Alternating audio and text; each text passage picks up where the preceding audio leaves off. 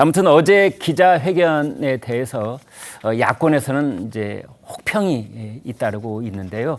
특히 박찬대 민주당 원내대표가 거듭 이 탄핵이란 단어까지 써가면서 윤 대통령을 압박하고 있는 모습이었습니다. 듣고 오겠습니다.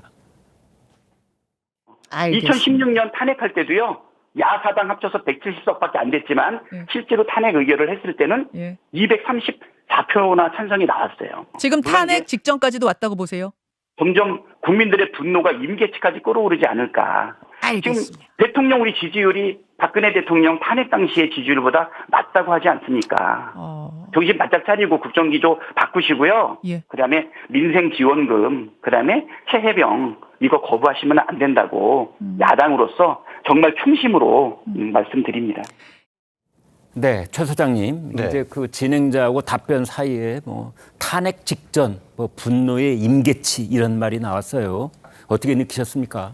2016년 12월 9일 날 이제 국회에서 박근혜 대통령 탄핵이 통과됐었는데요. 네. 당시 여론조사는 거의 뭐 한 10% 초반대였었거든요. 네. 그 박근혜 대통령에 대한 당시 이제 국정운영 지지율이 그래서 네. 아직 그 정도까지 갔다고 좀 보기는 어려울 것 같고요. 네. 그리고 실제로 국회에서 통과될 때도 그렇고 헌재가 인용할 때도 3월에 인용할 때도 당시 여론조사가 거의 제 기억에는 85 내지 88% 가까이 나왔었거든요. 네. 그 탄핵에 대한 찬성 여론이. 그런데 지금 뭐 탄핵 찬성 여론이 나온 적은 없지만 탄핵 자체도 발의된 적도 없으니까 네. 그런 점에서 이제 그거는 좀 현재 민주당의 입장은 아직은 좀 약간 압박용이라 그럴까요?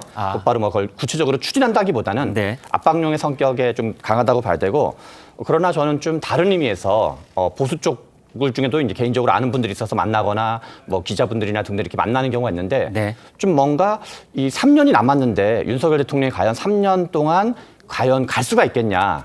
그런 점에서 좀 여러 보수 쪽 있는 분들 포함해서 네. 굳이 뭐 민주당 쪽뿐이 아니라 하더라도 위태위태하다라는 의견이 많은 것 같은 또 사실이거든요. 네. 근데 그거는 지금 당장 어떤 탄핵 상황이라는 의미보다는 여러 가지 최근에 있었던 뭐 국무회의 발언이라든가 뭐 등등 여러 가지에서 윤석열 대통령이 보여줬던 그 어떤 정무적 대응에 뭔가 이렇게 불안감 그런 점에서 뭐 뭔가 정무적 대응과 국민 소통 그다음에 어떤 국정 과제를 둘러싼 정책적인 아젠다 이런 것들을 보강하실 필요가 있지 않나 이런 생각은 확실히 듭니다. 네. 그런데 최 소장님, 네.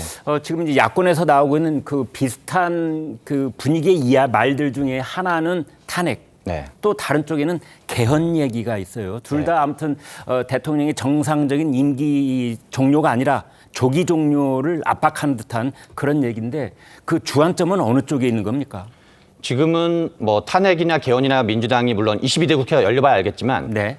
제가 예상하기로는 이거를 실제로 저는 법안 발의 형태로 다 추진해야 되는 거거든요. 하려고 그러면. 네. 근데 실제로 추진하지는 않을 거로 생각합니다. 예. 다만 압박 카드로는 가질 수는 있는 거죠. 네. 그래서 실제로는 이거는 우리가 이제 이 개헌도 그렇고 탄핵도 그렇고 모든 거는 국회가 가는 건 법안 발의 형태를 가지기 때문에 네. 법안 발의를 할 때 그때 이야기도 늦지는 않지만 지금까지는 다 이제 압박용으로 저는 해석을 하고 있습니다. 알겠습니다.